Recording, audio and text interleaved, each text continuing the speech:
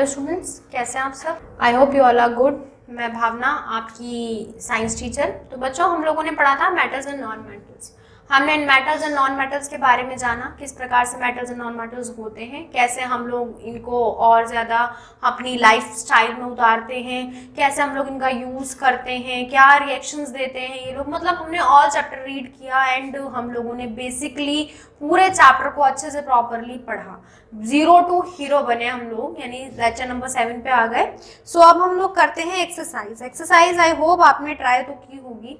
कुछ एमसीक्यूज इसके गलत दिए हुए, पर हम लोग ठीक टिक कर लेंगे। पहले क्या दिया हुआ, the property of metals by which they can be drawn into wires is called, यानी कि वायर में जब हो जाते हैं तो उसे बोलते हैं बच्चों, कौन सी प्रॉपर्टी थी? वो प्रॉपर्टी थी डक्टिलिटी। क्या थी बच्चों? डक्टिलिटी, यानी डी। सेकंड दिया हुआ है आपको क्या, the property of metals by which they can be bit in form foils is called, यानी कि एक शीट की फॉर्म में आ जाती थी फॉइल्स, वो थी बच्चों मैलेबिलिटी फॉर्म। तो कौन से हो गए बच्चों? सी हो गया। अब देखते हैं बच्चों अपना थर्ड वाला। थर्ड में पूछा गया है कि आपका कौन सा क्या है बच्चों? मोर रिएक्टिव है, मोर रिएक्टिव मेटल है। हम लोग चार्ट पे जाएंगे, चार्ट पे हम लोग देखेंगे सबसे पहले पोटेंशियम आ जाता है। तो पोटेंशियम का क्या है हमारा? ए, ऑप्शन ए। नंबर 4 देखते हैं। 4 क्या दिया हुआ है हमें? In a reactive series the least reactive metal is. अगर हम लोग रिएक्टिव सीरीज में देखें, आप लोग एक बार देख लीजिए, आपको जब आप लोग देखेंगे तो लीस्ट रिएक्टिव आपका प्लूटोनियम, गोल्ड और ये तुम्हारे सिल्वर और ये सब कुछ आपको दे रखे हैं, ये आपके लीस्ट रिएक्टिव है। तो इसमें हमें गोल्ड दे दिया इन्होंने पहले ही। तो प्लेटिनियम भी है, तो प्लेटिनियम सबसे नीचे है, तो कौन सा होगा बच्चों? प्लेटिनियम। और प्लेटिनियम कौन सा ऑप्शन है? सी। तो इसका आपका हुआ सी। अब देखते हैं बच्चों फिफ्थ हम लोगों को क्या दिया हुआ है? Dolomite is the ores of. ये डोलोमाइट होता है हमारा कैल्शियम का ओर, तो इट्स सी, कैल्शियम। अब देखते हैं बच्चों सिक्स हम लोगों को क्या दिया हुआ है? 6 में उन्होंने बोला है मैकेलाइट इज द ओर ऑफ। किसका ओर होता है मैकेलाइट? कॉपर का होता है बच्चों, CuSO4.10H2O। ये ओर का हमारा पूरा फॉर्म है। ये कौन सा है बच्चों? इसका होगा ऑप्शन ए, फिर कॉपर। अब देखते हैं बच्चों 7 हम लोगों को क्या दिया हुआ है? 7 में दिया हुआ है which of the following metals can be cut with a knife. ऐसा मेटल जो हम लोग नाइफ से काटते हैं, हम लोगों ने पढ़ा भी था। इसका आंसर है एल्युमिनियम। एल्युमिनियम क्या है हमारा? डी। अब देखते हैं बच्चों 8 हम लोगों को क्या दिया हुआ है? विच ऑफ द और फॉलोइंग एलिमेंट्स इज मेटलॉइड। कौन सा इसमें मेटलॉइड है? तो कौन सा है बच्चों इसमें मेटलॉइड? सारी मेटलॉइड्स हैं। हमने देखा था मेटल और नॉन मेटल्स के जो एक नई श्रेणी निकल के आती है या नई कैटेगरी निकल के आती है, दे आर आइदर मेटल और हमारे क्या होते हैं? नॉन मेटल्स होते हैं। इनके some properties of metals and some properties of non metals, then we will consider it both.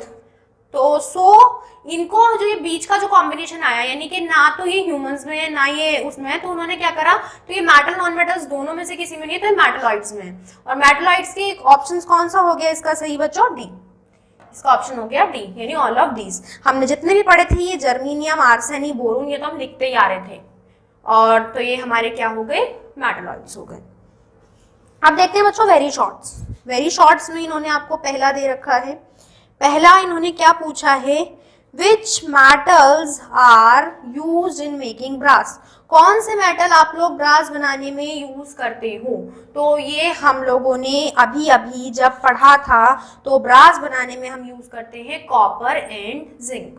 तो बच्चों फर्स्ट का क्या हो गया? कॉपर, Cu बोलते हैं, यानी कि कॉपर।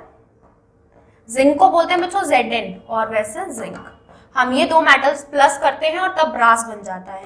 सेकेंड बच्चों डिफाइन मैलेबिलिटी। मैलेबिलिटी आपको एक पॉइंट दिया हुआ है, मैं पेज नंबर बता देती हूँ, आप वहां से क्या करना लिख देना। मैंने आपको बताया है मैलेबल होता क्या है, किस तरीके से एक शीट में कन्वर्ट होता है वो। तो मैलेबिलिटी के बारे में आप पेज नंबर लिख लीजिए। आप चाहें तो मैलेबिलिटी इसमें दोनों की डिफाइन कर सकते हैं, मेटल की भी कर दीजिए, नॉन मेटल की भी कर दीजिए। नॉन मेटल वैसे करते नहीं है, इनफैक्टली बहुत कम मेटल्स होते हैं जो हार्ड होंगे, जो ये काम कर पाएंगे। तो आपका पेज नंबर 49 में आपको मिल जाएगा। पेज नंबर 49 में ब्लू से पेन पे लिखा हुआ मैलेबिलिटी मिल जाएगा, वहां से आप ये नोट कर लेना। फिर बच्चों हम चलते हैं थर्ड क्वेश्चन पे। थर्ड हम लोगों को क्या दिया हुआ है? थर्ड दिया हुआ है हम लोगों को डिफाइन कोरोजन। कोरोजन मैंने बताया कि मेटल की प्योरिफिकेशन है, एक तरीके से प्योर करना मेटल को, वो क्या कहलाता है बच्चों? वो कहलाता है आपका कोरोजन। तो इसे हम लोग अगर लिखना चाहें तो लिख सकते हैं कि कोरोजन होता क्या है। तो इसे आप क्या करेंगे? इसे भी आप लोग लिख लेंगे यहाँ से बच्चों, पेज नंबर है आपका 55 से आपको कोरोजन लिखनी है। कोरोजन के क्या है? कोरोजन क्या है? देखो बच्चों, मेटल्स को प्योरीफाई करना है, एलॉइंग एयर्स, जितने भी तुम्हारे कंसंट्रेशन होता है, बाय पेंट ऑयल से कर देते हैं हम लोग उसे, या फिर हम लोग कवरिंग करते हैं अनदर मेटल की। और कवरिंग अनदर मेटल की कौन सी प्रोसेस होती है? 3 प्रोसेस से होती है। पहला प्रोसेस क्या है?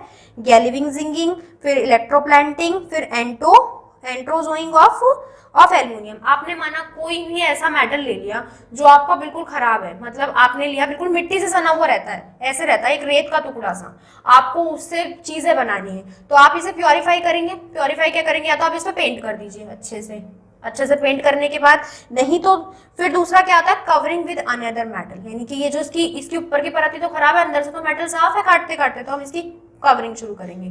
कवरिंग 3 प्रोसेस से हो सकती है कि दूसरे मेटल को ले लिया और उससे कर दी, इलेक्ट्रोलाइट से कर दी, एंड्रोलाइट्स ऑफ एल्युमिनियम से कर दी। ये 3 प्रोसेस आपको दे रखे हैं, आप रीड करेंगे आपको अपने आप प्रॉपर्ली समझ में आ जाएगा। यहाँ से आप ये लिख लेंगे।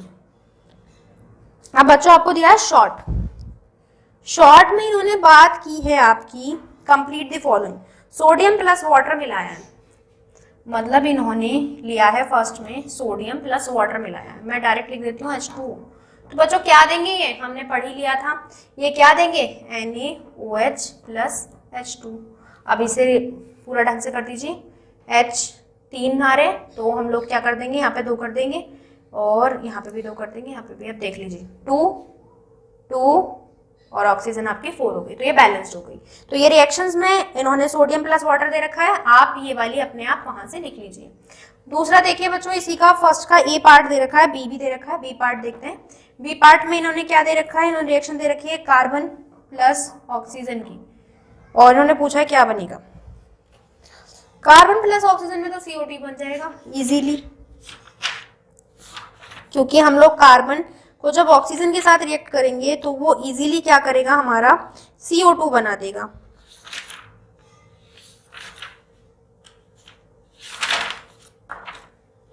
हमने पढ़ा था ये मेटल नॉन मेटल्स की रिएक्शंस में। नॉन मेटल की रिएक्शंस में हमने देखा था कि कार्बन प्लस O2, लेकिन उन्होंने दे रखे हैं हमें 2 गैप, इन्होंने दे रखे हैं हमें 2 डैश। तो हम लोग उसे कैसे करेंगे? हम लोग करते हैं, इसका बनेगा बच्चों CO2। ठीक है, तो ये हमारी रिएक्शंस हो गई। अब देखते हैं नेक्स्ट हमें दे रखा है why certain foods items like pickles and curd should not be covered in metal utensil. इन्होंने बोला अचार और ये जितने भी चीजें, मैंने बोला ना, इससे बहुत सारे क्वेश्चन पुट अप हो सकते हैं। क्यों हम सिल्वर नहीं यूज करते इलेक्ट्रिक वायर में, क्यों हम कॉपर ही यूज करते हैं, ये सब क्वेश्चंस आपके बन सकते हैं। इन्होंने बोला क्यों नहीं रखते हम लोग जो हमारे अचार होते हैं, जब इतने अच्छे कंटेनर बन सकते हैं, इतना अच्छा सब कुछ बन सकता है, तुम लोग क्यों नहीं यूज करते इन्हें अचार रखने के लिए और इन सब चीजों के लिए। तो हम लोग इन्हें इसलिए नहीं यूज करते बच्चों, क्योंकि क्या होगा, अब जैसे आपने लोहे में अपने आप जंग लगती है नीचे से, आपने देखा होगा, आपने उसमें अचार रख दिया तो वो अचार ठीक रहेगा? नहीं, वो खराब हो जाएगा। तो इसलिए नहीं रखते, क्योंकि वो नमक के साथ रिएक्शन कर जाता है बहुत जल्दी, और जब वो रिएक्शन कर जाएगा NaCl के साथ तो वो चीजें सारी खराब होनी स्टार्ट हो जाएंगी। तो हम लोग इसलिए इसका यूज नहीं करते। आप इसे लिखेंगे ऐसे, आप लोग इसे लिखेंगे because one metal, because iron react with sodium chloride, that's why we can't use iron as ये जो हम लोगों को दिया हुआ है like food items, curd should not be stored in metallic unstils। अब दिया हुआ है बच्चों आपको थर्ड दिया हुआ है कंपाउंड स्टील। स्टील का क्या होता है? स्टील में हमारा यूज क्या करते हैं हम लोग? आयरन। तो क्या होगा बच्चों हमारा इसका? आयरन कंपोजिशन इज आयरन हमारा स्टील में यूज किया जाता है। फिर उन्होंने दिया बच्चों हम लोगों को fourth, why do you mean by reactive series of metal, जो हमें कौन सी दी हुई बच्चों? 4 पे आप क्या करेंगे, ये हमें रिएक्टिव सीरीज पूरी दिखा रखी है इन्होंने पेज नंबर 52 पे, ये आपको लिख देनी है और इसके बारे में इन्होंने थोड़ा बहुत डिफाइन कर रखा है, ये आपको यहाँ से देख लेनी है। अब बच्चों ये लॉन्ग क्वेश्चंस बहुत ज्यादा वाइड होते हैं, आप जब पढ़ेंगे तो आपको अपने आप अंडरस्टूड हो जाएंगे। सो स्टूडेंट्स ये आप लोग सेल्फ से थोड़ा सा करने की कोशिश करेंगे, अगर आपको कोई प्रॉब्लम आती है तो आप अपनी मैम से पूछ सकते हैं। तो बच्चों अब हमारे फिलअप्स हैं सी पार्ट में, तो फिलअप्स देखते हैं। फिलअप्स में हमारा फर्स्ट दे रखा है क्या, metals from dash ions whereas non metals from dash ions. तो हमने देखा था बच्चों कैटायन और अनायन आयंस, तो प्लस लगता है मेटल्स पे, तो प्लस को बोलते हैं कैटायन, और माइनस लगता है हमारा नॉन मेटल्स को, जिन्हें क्या बोलते हैं एनायंस। तो बच्चों इसमें हमारे दो फिलअप्स दिए हुए हैं, आप कैसे लिखेंगे। तो हमने देखा था जैसे मेटल पॉजिटिव थे तो कैटायन और नेगेटिव थे हमारे नॉन मेटल्स तो हमारे एनायंस। अब देखते हैं बच्चों सेकंड क्या दिया हुआ है हमें, metals are malleable and ductile where non metal are. तो मेटल्स हमारे डक्टाइल और हमारे मेलेबल होते हैं, नहीं कि हम लोग एक वायर से दूसरा, हम लोग वायर में भी नहीं कन्वर्ट कर सकते, शीट में भी कर सकते हैं, लेकिन नॉन मेटल को नहीं कर सकते। तो बच्चों क्या है, वो हमारे नॉन मेलेबल हैं और हमारे नॉन ही डक्टाइल हैं, नॉन डक्टाइल हैं। तो आपको ये ही लिखना है। अब देखते हैं बच्चों थर्ड हमारा क्या दिया हुआ है, in a dash series of metal arrange in ascending order of reactivity. कौन सी सीरीज है बच्चों, वो हमारी है रिएक्टिविटी सीरीज। तो बच्चों हम लोग क्या लिखेंगे, रिएक्टिविटी सीरीज। इन रिएक्टिविटी सीरीज हम लोगों ने देखी है पूरी, जिसमें हमने रिएक्टिव मेटल्स को ऊपर लगाया और नॉन लीस्ट रिएक्टिव को नीचे, जो पास में पहले रिएक्टिव थे। अब देखते हैं बच्चों फोर हम लोगों को क्या दिया हुआ है, the non metal dash is used to make electron. हमने देखा था ग्रेफाइट एक हमारे पास ऐसा नॉन मेटल है जो हमारा यूज किया जाता है इसके लिए। तो ग्रेफाइट हमारा नॉन मेटल है जो यूज किए जाते हैं किसमें, हम लोग इलेक्ट्रोड बनाने में। तो बच्चों हमारे फ्लप्स कैसे हुए, metals forms cation ions whereas non metals forms anion ions. फिर metals are malleable and ductile whereas non metals are non malleable और नॉन डक्टाइल। ये हमारे वायर्स है और शीट कन्वर्ट नहीं करते। तीसरा बच्चों में क्या दिया था, in are reactivity series of metals are arranged in descending order of reactivity. Fourth बच्चों the non metal graphite is used to make electron. अब देखते हैं बच्चों अपने ट्रू फॉल्स। हमें दिया हुआ है gold is highly malleable in nature. Gold हमारा ज्यादा हाई मेलेबल होता है नेचर में। अगर हम लोग बात करें गोल्ड को हम लोग एक शीट में कन्वर्ट कर सकते हैं इजीली, तो बच्चों इसका है ट्रू, हाँ कर सकते हैं, हम करते भी हैं, ट्रू। अब देखते हैं बच्चों सेकंड है हमारे पास, zinc is highly ductile in nature. Zinc क्या है हमारा, हाईली डक्टाइल है नेचर में, नहीं, हम इसे वायर में कन्वर्ट इतनी इजीली नहीं कर सकते। देखते हैं बच्चों थर्ड हम लोगों को क्या दिया हुआ है, allow can increasing hardness of metal. वो इंक्रीज यानी बढ़ा देती है हार्डनेस मेटल के, अलाउ नहीं। अलाउ क्या करती है, बस दो मेटल्स को मिला के हम एक अलॉय बना देते हैं। तो ये वाली बात हमने नहीं पढ़ी। फोर्थ है हमारा, graphite is used to make pencil lead. True, pencil lead में ग्रेफाइट यूज करते हैं और हम लोग यहाँ तक इलेक्ट्रिक चीजें बनाने यानी एनोड वगैरह ये बनाने के लिए भी हम लोग ग्रेफाइट का यूज करते हैं, जो हमने यहाँ पे फोर्थ में पढ़ा था। देखते हैं बच्चों फिफ्थ दिया हुआ है हमें, noble metals are very reactive. Noble metals बहुत ज्यादा रिएक्टिव होते हैं, नहीं बच्चों वो रिएक्टिव ही नहीं होते, दैट्स वाई वो हमारे स्टेबल में बहुत इजीली मूव करते रहते हैं। बच्चों फिर आपको मैचिंग दी हुई है, मैचिंग में क्या दिया हुआ है आपको, पहला गोल्ड किस काम में आता है बच्चों, गोल्ड हम लोगों ने पढ़ा था। तो गोल्ड हमारा जो होता है, गोल्ड हमारा एक मेटल है और बाकी होने हमें जो एमसीक्यूज दे रखे हैं वो देखिए, मेटल दे रखा है, लीस्ट रिएक्टिव मेटल दे रखा है, दो चीजों में से एक होगा, लेकिन हमें प्लेटिनियम भी दिया हुआ है, प्लेटिनियम सबसे ज्यादा नीचे था। तो गोल्ड को हम लोग क्या करेंगे बच्चों, मेटल लिख देंगे, यानी कि हमारा गोल्ड का क्या हुआ, फर्स्ट का मेटल हमें क्या दिया हुआ, डी, तो गोल्ड का हमारा हो गया डी। और फिर सेकंड हम लोगों को क्या दिया बच्चों, कार्बन क्या है बच्चों, नॉन मेटल, तो नॉन मेटल कहाँ दिया हुआ है हमें, ई पर, तो नॉन मेटल ई पर। नंबर थ्री हम लोगों को दिया हुआ है क्या, प्लेटिनियम क्या होता है, लीस्ट रिएक्टिव होता है, तो हमारा हो गया बी। फिर हमारे पास बच्चों फोर हम लोगों को क्या दिया हुआ है, हमें दिया हुआ है ड्यूरोबिन, ये हमारा किस लिए यूज होता है बच्चों, एयरक्राफ्ट बनाने के लिए, यानी कि सी। 5 और लास्ट जो हमें दिया हुआ पोटेशियम, पोटेशियम क्या होता है, सबसे ज्यादा रिएक्टिव होता है, यानी कि हमारा E। एक बार और देख लेते हैं, हमें दिया हुआ है गोल्ड, गोल्ड का है क्या है हमारा मेटल, फिर हमारे पास 2 है कार्बन, कार्बन क्या है हमारे पास नॉन मेटल, फिर थर्ड दिया हुआ है हम लोग को प्लेटिनियम यानी कि लीस्ट रिएक्टिव, फिर फोर्थ हमारे पास है ड्यूरेलिन, ये क्या है हमारा एयरक्राफ्ट पार्ट बनाने के लिए यूज होता है, और फिफ्थ है हमारे पास पोटेशियम जो क्या है मोर रिएक्टिव है।